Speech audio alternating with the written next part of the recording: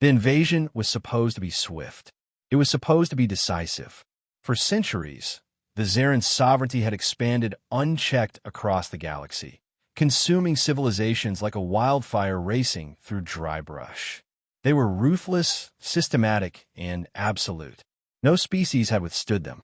No world had survived their conquest. When they arrived at Earth, they anticipated the same outcome: a brief, bloody struggle followed by inevitable submission. Instead, they encountered something far worse. The first wave struck without warning. It began with the skies darkening, not from clouds, but from a sheer number of vessels that descended upon the planet. Towering battleships, each the size of a city, deployed legions of biomechanical warriors, their chitinous armor glistening under the pale sunlight. Earth's defenses crumbled almost immediately. Military satellites were obliterated in the opening salvo. Major cities turned to burning ruins within hours. Washington, Beijing, Moscow, and New Delhi, all reduced to smoldering husks before any coordinated resistance could be mounted.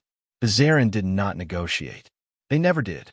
The moment the first ships breached Earth's orbit, the fate of humanity had been decided, at least as far as the invaders believed. But humanity had no intention of going quietly. In the final desperate hours of Earth's sovereignty, world leaders convened in underground bunkers, not to discuss surrender, but to prepare for something unthinkable: evacuation.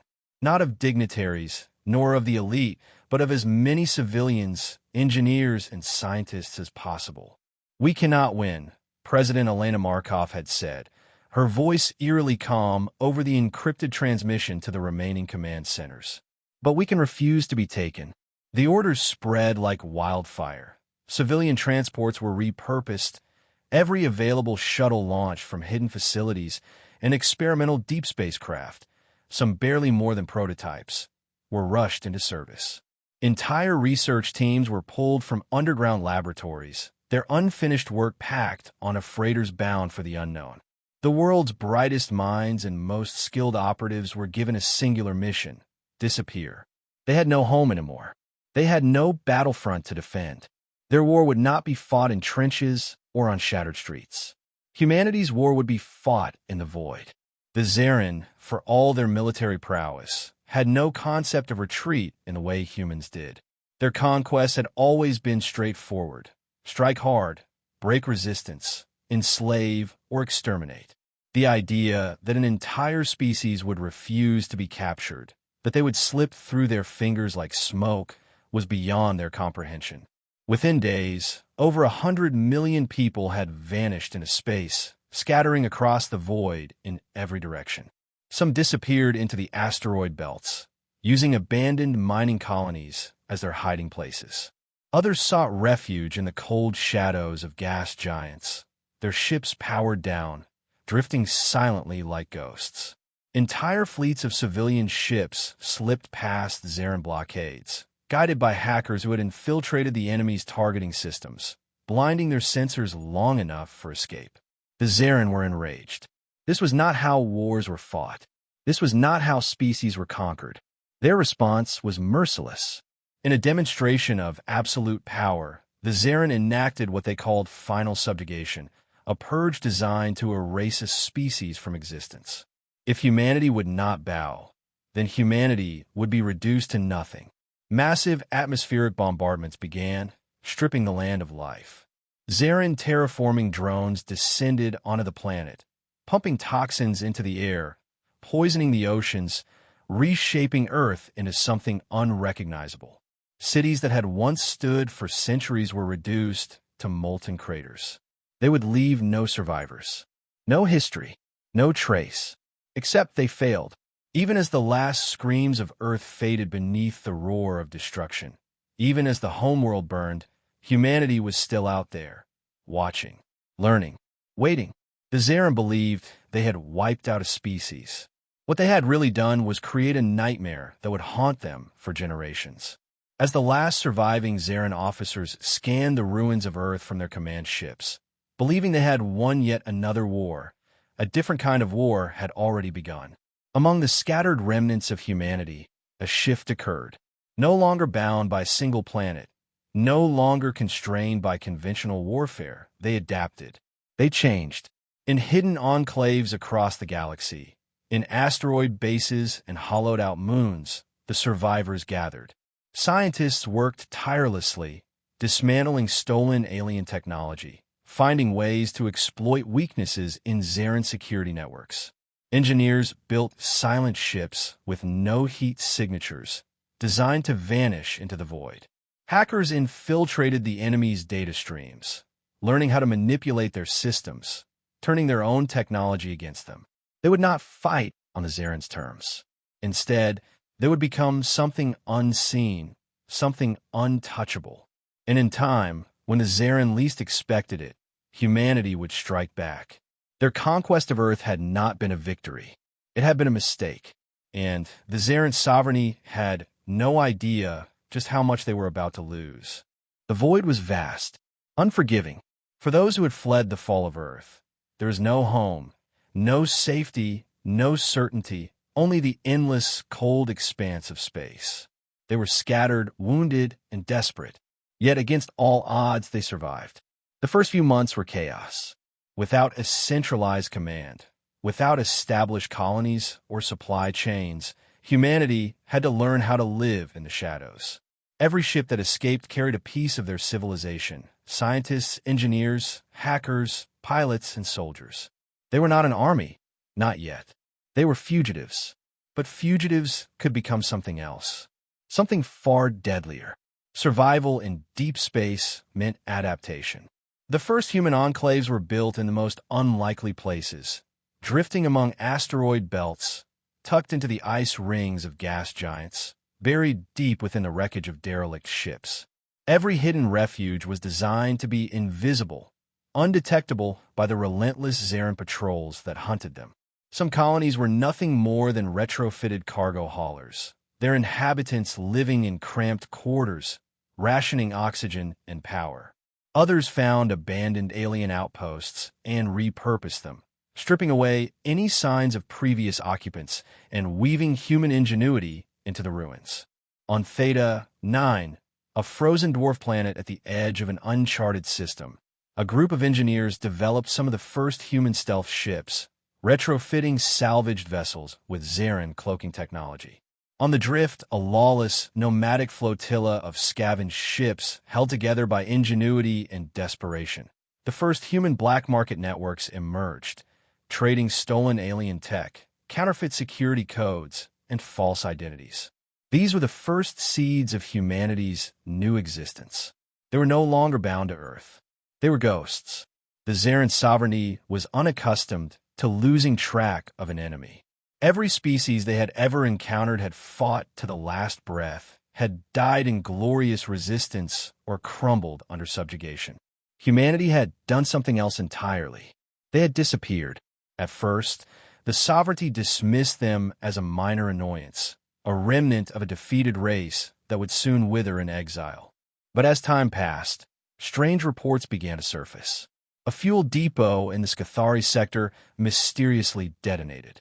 An encrypted database on a Tzaran warship was breached, its classified intelligence stolen. A newly conquered species received an unauthorized transmission, broadcasted from somewhere deep in sovereignty territory, telling them to resist. The humans were not just surviving. They were adapting. They were learning how to strike without being seen. And they were not alone. Humanity was not the first to suffer under the Tzaran sovereignty, nor would they be the last. As their operatives infiltrated Tzaran networks, they discovered countless species that had been conquered, enslaved, or wiped out. Among them were the Kalari, a once proud civilization now reduced to servitude, their vast knowledge of cybernetics repurposed for the Tzaran war machine. There were the Viathura, a species whose homeworld had been turned into an industrial wasteland, their surviving members forced into labor camps. At first, these species saw humanity as just another casualty of war. But then they began to hear the whispers, the stories of a race that had refused to be taken, that had vanished into the dark and was striking back from the shadows. Hope was a dangerous thing, and humanity was about to weaponize it. The first coordinated strike happened nearly a year after the fall of Earth. A Tzaran outpost in the Nexus 22 system, a vital relay station for sovereignty communications, was breached. The attackers left no trace of their approach, no evidence of their method. The station's entire database was downloaded, its security codes extracted, and before the alarm could even be raised, a catastrophic overload in the power core reduced the facility to drifting debris. The Tzaran were baffled. No known enemy possessed this level of infiltration capability. No species had ever struck them from the inside before. They did not yet realize that they were fighting ghosts.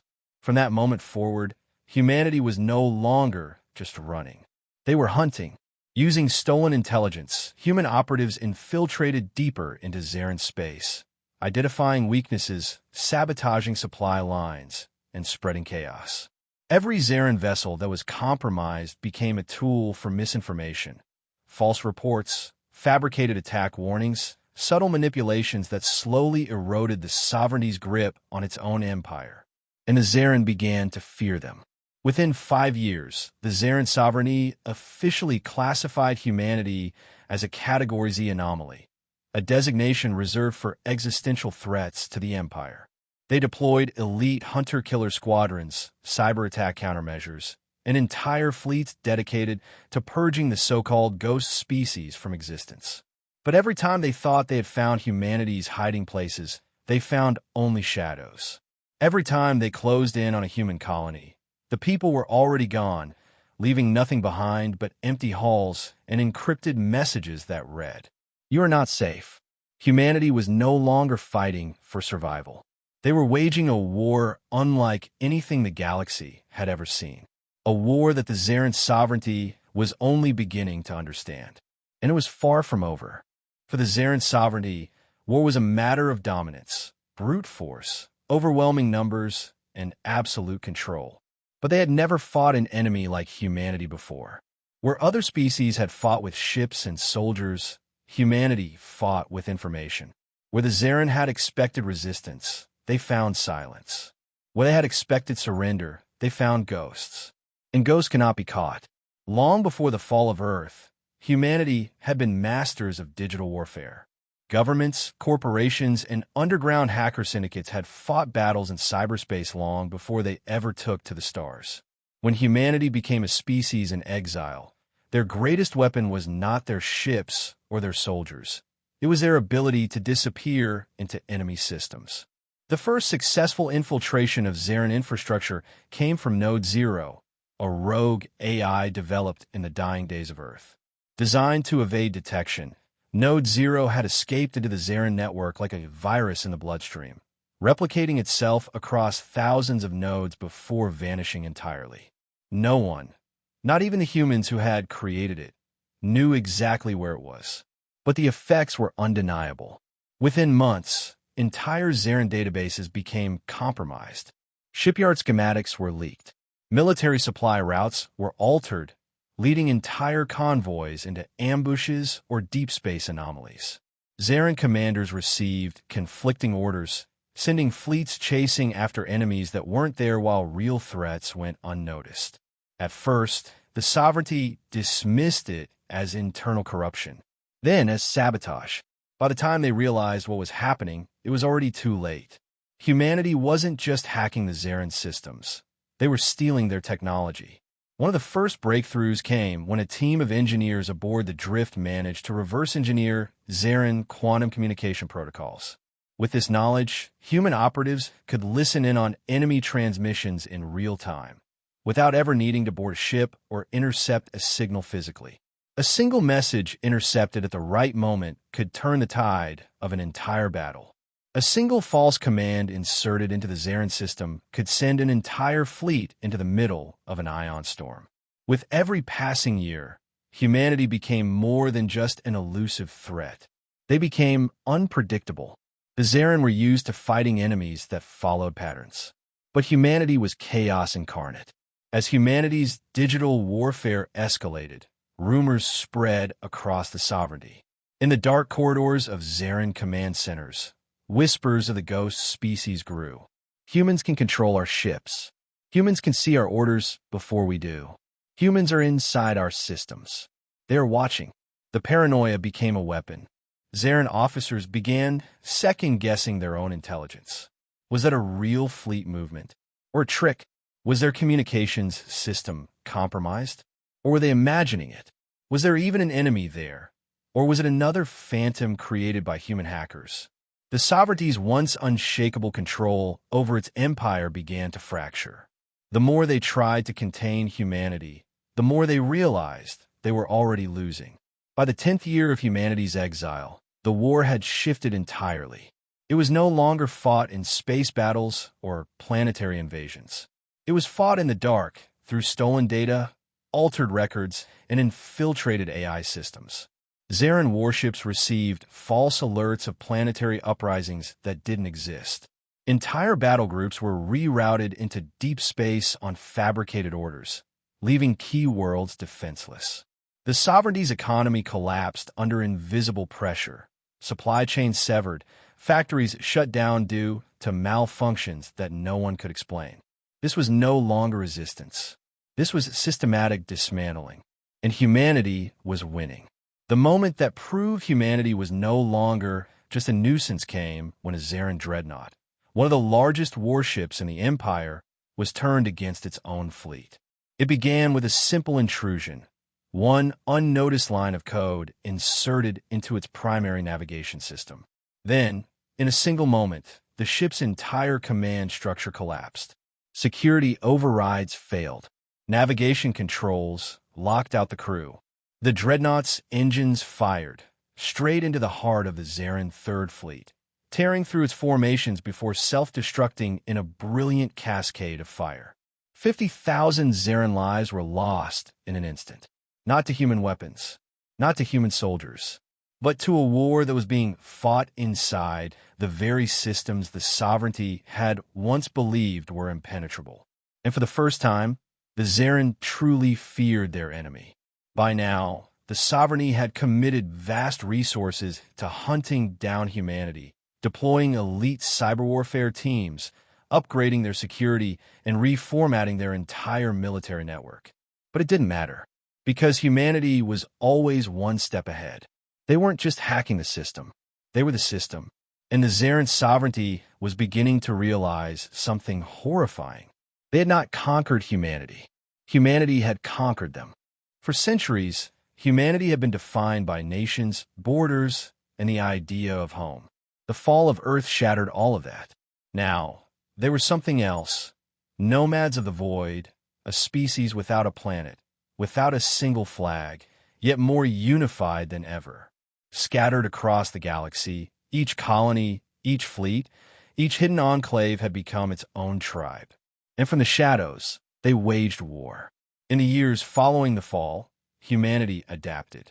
Some groups settled in the ruins of abandoned space stations, repurposing derelict ships into floating cities.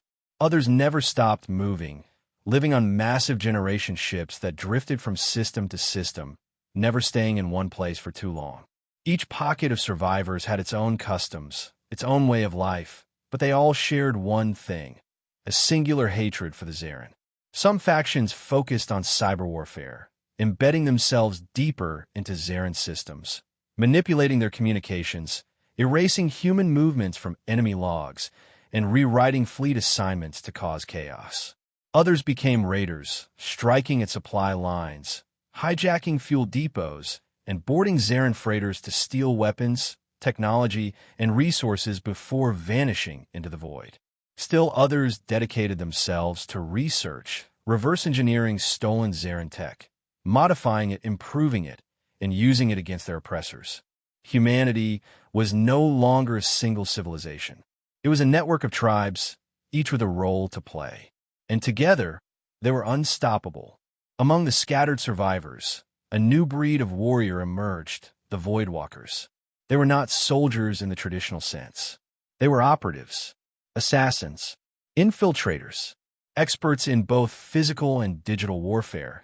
They trained in zero-G combat, silent infiltration, and psychological manipulation. Their armor was crafted from stolen Tzaran plating, modified to reflect no heat signatures, no emissions, rendering them invisible to most scanners. Some Voidwalkers specialized in hacking, capable of breaking into enemy networks mid-mission, turning Tzaran defenses against themselves. Others were expert marksmen, trained to eliminate high-value targets before disappearing without a trace.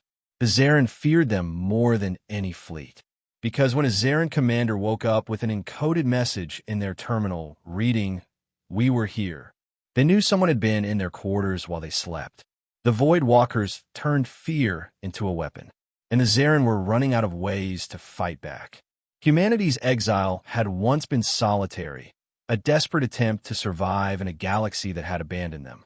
But something was changing. The stories of the ghost species had spread. Other species, long enslaved by the Tzaran, began to see the truth. Humanity had not been destroyed. They were still fighting, and they were winning. For the first time in centuries, cracks began to form in the Sovereignty's empire. The Kalari, cybernetic engineers forced to build ships for the Tzaran, began slipping sabotage codes into their own designs. The Vietera, enslaved warriors known for their unmatched hand-to-hand combat, started whispering of open rebellion. The Lutheri, a species whose homeworld had been turned into a Tzaran research facility, began offering safe harbor to human operatives. Humanity had become a symbol, a legend that proved the Tzaran were not invincible. And legend was more powerful than any fleet. The first real alliance began in the slums of Arcanes, an industrial world deep in sovereignty space. A group of human operatives had infiltrated the planet, looking for resources, medical supplies, ship parts, weapons. What they found instead was a resistance cell, composed entirely of Kalari engineers who had been waiting for them. "We've been watching you," one of the Kalari leaders, Krinva, said. "The Tzaran believe they have conquered us, but they are wrong. We have simply been waiting for the moment to strike. And that moment is now." For the first time, humanity was no longer alone in its fight. The ghost species had become something more. They had become a movement. The more humanity fought, the more the Tzaran tried to silence them. Entire fleets were dedicated to hunting down human colonies. Some were found and destroyed, but many were long abandoned before the Tzaran even arrived, because human intelligence was always one step ahead. The Sovereignty declared that any species caught harboring humans would be executed. It didn't matter. By now, humanity's influence had spread too far. Entire planets began experiencing unexplainable rebellions. Tzaran supply convoys mysteriously disappeared. Weapons meant for the Tzaran military ended up in the hands of resistance fighters. The empire was starting to crumble, and they knew exactly who was responsible. In a final, desperate attempt to regain control, the Tzaran issued a galactic decree. Any human captured would be executed immediately. Any species caught aiding them would suffer the same fate. The Sovereignty's forces doubled their patrols, increased security on every world, and enacted martial law across their territories. But it didn't work, because the more they tightened their grip, the more control they lost. The Tzaran had thought they were fighting a war against a scattered enemy. They had not realized they were fighting an idea, and an idea cannot be killed. By now, the Sovereignty was bleeding. They still controlled vast portions of the galaxy, but it was no longer absolute. They could still crush worlds, but they could not predict when and where humanity would strike next. They had spent decades trying to eradicate the ghost species. But humanity had become something else. They were not a broken people. They were a force. And for the first time in the history of the Tzaran Sovereignty, their leaders were forced to admit a terrifying truth. They had not conquered humanity. Humanity was conquering them. The Tzaran Sovereignty had ruled the galaxy through fear for centuries. Their conquests had been swift, their dominion absolute. Until now, because fear is a weapon that cuts both ways. And humanity had learned to wield it better than they ever could. By the 20th year after the fall of Earth, humanity was no longer just surviving. They were waging a war of annihilation, not by force, but by whispers, by sabotage, by the slow unraveling of the Sovereignty's very foundation. Tzaran fleets turned against themselves, responding to false intelligence that led them into ambushes or asteroid fields. Entire supply chains vanished overnight, thanks to hacked transport logs that rerouted shipments into deep space. never to be seen again. Planetary garrisons received conflicting orders, causing them to abandon key positions just before real resistance forces struck. And when the Tzaran searched for the enemy, they found nothing but ghosts. At first, the Tzaran leaders refused to acknowledge that they were losing control. But paranoia spread through their ranks like an infection. Tzaran admirals no longer trusted their own communication networks. Every order had to be verified and re-verified, slowing their response times, turning their once impervious war machine into a sluggish, ineffective bureaucracy. Tzaran officers began purging their own ranks. The fear of human infiltration became so great that entire divisions were executed for potential compromise, even when there was no proof. Even the highest-ranking warlords refused to sleep in the same place twice. Some no longer used technology at all, fearing human hackers could track them through the very ships they commanded. The sovereignty had ruled through terror. Now they were drowning in it. The true genius of humanity's defiance was not in the battles they fought, but in the battles they never had to fight. They weaponized doubt. Every unexplained system malfunction. Every missing supply convoy. Every ship that vanished without a trace. It could all be human interference, or it could be nothing at all. The Tzaran couldn't tell the difference anymore. The moment an empire begins questioning its own strength, the war is already lost. The true breaking point came when the first planetary uprisings began. For centuries, the species conquered by the Tzaran had accepted their fate, until the ghost species showed them another way. On Zethra Prime, a planet known for its massive slave labor camps, an encrypted transmission appeared across every screen. You are not alone. You are not powerless. The sovereignty can be broken. The next day, the labor camps erupted in riots. Tzaran overseers were dragged from their command towers. The uprising spread so fast that by the time reinforcements arrived, the planet was already lost. On Crethis, a world the Tzaran had long considered pacified, human infiltrators hacked the planetary defense grid, turning the Tzaran's own orbital guns against them. Entire garrisons were wiped out before they even knew they were under attack.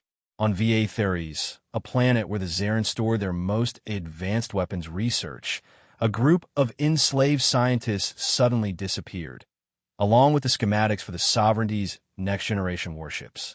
Humanity had done what no species before them had managed.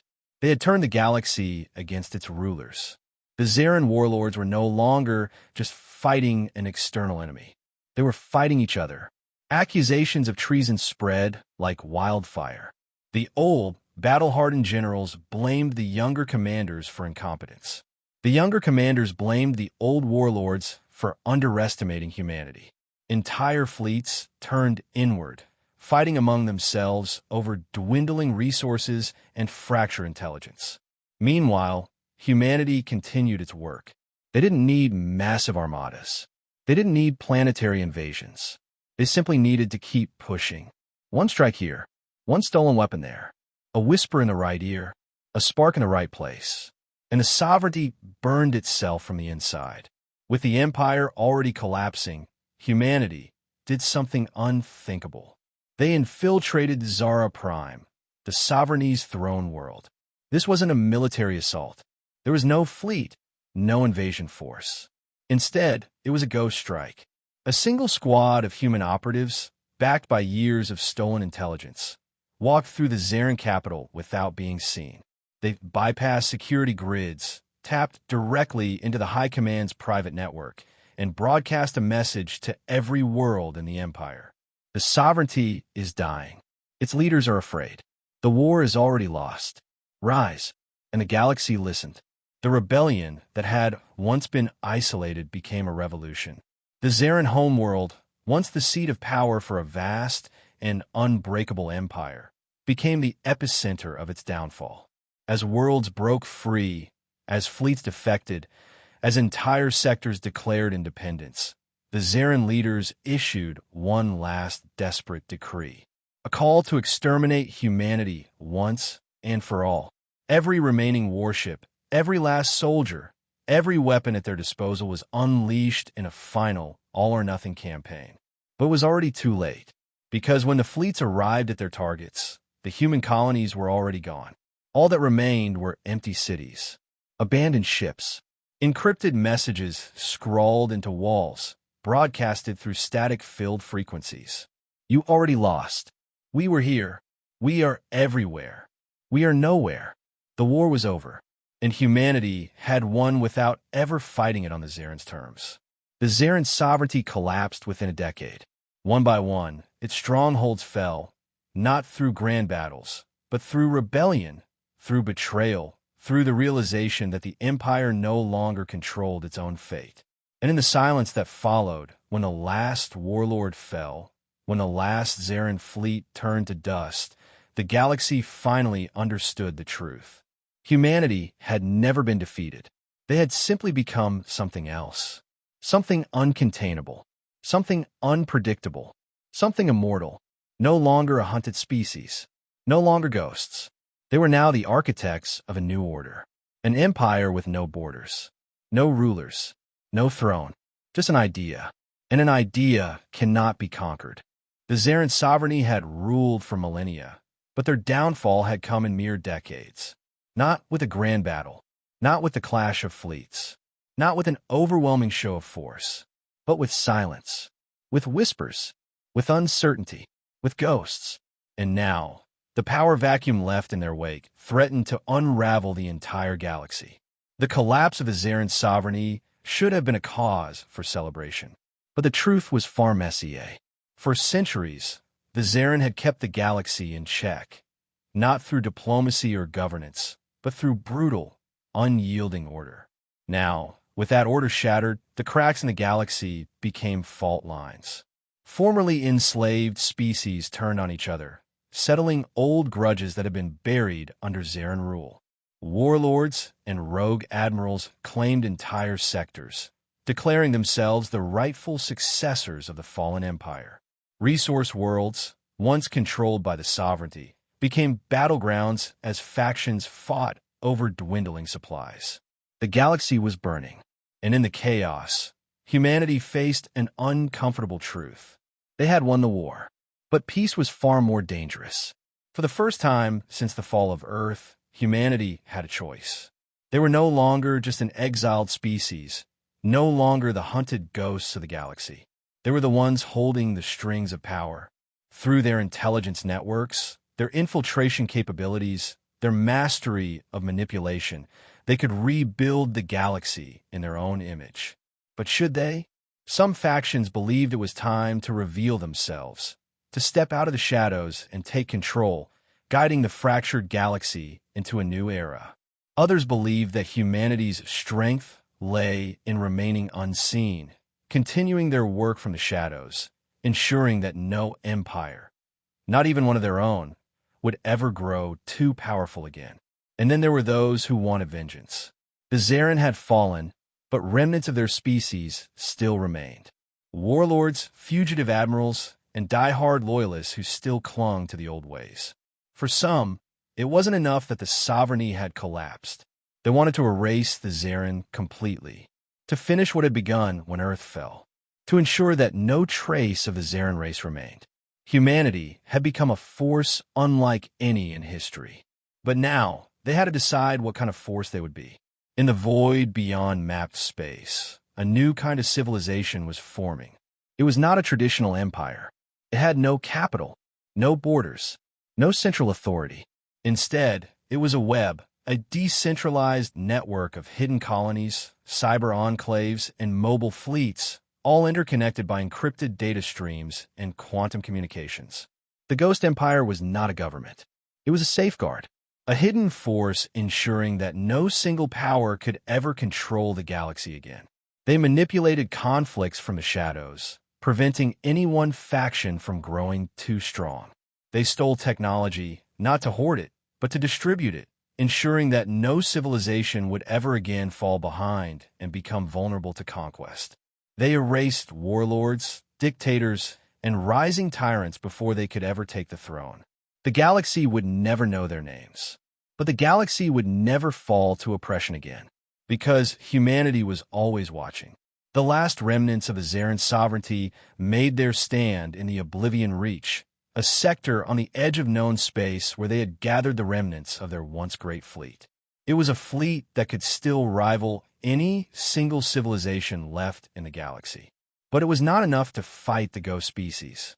By the time the first Tzaran ships detected anomalies in their systems, it was already too late. Their fuel reserves had been poisoned, rendering their ships useless. Their communications were jammed, turning their fleet into a deaf, blind armada. Their own weapons turned against them, hacked from within, detonating before they could ever be fired. There was no final battle, no glorious last stand, just silence. One by one, the lights of the Tzaran fleet winked out, leaving only drifting wreckage. Their reign had ended as it began, swiftly, mercilessly, completely. With the last remnants of the Tzaran gone, the galaxy began to stabilize. New alliances formed between species that had once been enemies, bound together by their shared defiance. The technology humanity had stolen and modified was quietly distributed across the galaxy, ensuring no civilization would ever again be vulnerable to conquest. The Ghost Empire remained unseen, but its influence was undeniable. The galaxy believed it had been freed by the combined efforts of many civilizations. No one knew that it had all been orchestrated by a single species, a species that had been hunted to extinction, a species that had refused to die, a species that had become the architects of a new age. On an encrypted frequency, hidden deep within the subspace channels of every major civilization, a message appeared. No one knew where it came from. No one could trace its origin, but it was clear who had sent it. The war is over. The sovereignty is gone. But power is a cycle. It rises, it falls, and left unchecked, it will always become tyranny again. Know this. If you ever forget the cost of oppression, if you ever try to rule as the Tzaran did, we will remind you. We were here. We are always here. We are nowhere. We are everywhere. The war was over. The Tzaran sovereignty, the unbreakable force that had once consumed entire civilizations, was gone. Its fleets shattered, its warlords dead, its influence erased from the stars. But war had never been the true weapon of the ghost species. They had not simply defeated the Tzaran. They had reprogrammed the galaxy itself. With the fall of the sovereignty, new powers rose to take their place. Some were benevolent, others were ambitious. A few were dangerous, but none of them ruled unchallenged, because humanity was still out there, and they were watching. The Ghost Empire was not a nation. It had no capital, no fleets, no armies that could be seen, but it had influence. Through stolen intelligence, through silent interventions, through technology seeded into the right hands at the right time, humanity became the hidden force that shaped the new order. They made sure no empire, no dictator, no warlord would ever become another Tzaran sovereignty. If a civilization grew too aggressive, its fleets would suffer unexplained failures. If a leader became too ambitious, their hidden secrets would suddenly be made public. If a rising power sought to dominate its neighbors, its entire economy would collapse overnight. The galaxy was free, but it was never unwatched. Over the years, the legend of humanity spread. To some, they were saviors, an unseen force that had ended the rule of the Tzaran and ensured peace. To others, they were monsters, a species that had rewritten the rules of war and lived forever in the darkness. Some doubted they had ever existed at all, but every species knew the warnings. Never trust a system that cannot be traced. Never assume a malfunction is random. Never believe you are alone in the void, because humanity had become something more than just a species. They had become a phenomenon, a presence that could never be erased, never be predicted, never be controlled. They had no need for conquest. They were the empire now, a ghost empire, one that ruled from the shadows. And the galaxy would never know peace without their permission. In the farthest reaches of the galaxy, on the edge of known space, an ancient Tzaran station lay in ruins. Once, it had been a symbol of power. Now it was nothing but silence.